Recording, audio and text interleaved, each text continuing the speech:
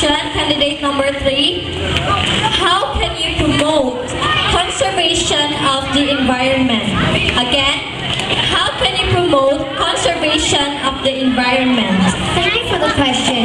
I can help promote conservation by means of planting many more trees, segregating garbage properly, proper disposal of waste, and as a student, I will help it by showing to my classmates what I have started doing in our own household.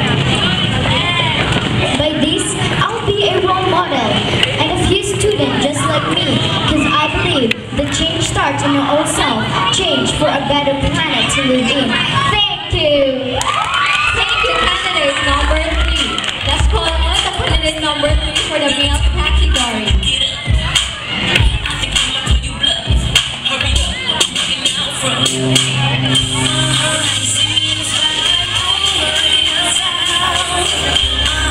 Okay, here is your question, candidate number 3. How will you make a difference in this world? I may just be an 11-year-old, but I believe I can make a difference in this world by starting at a small action at a time.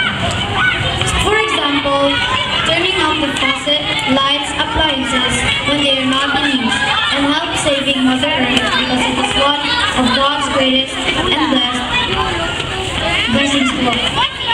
Oh, thank you,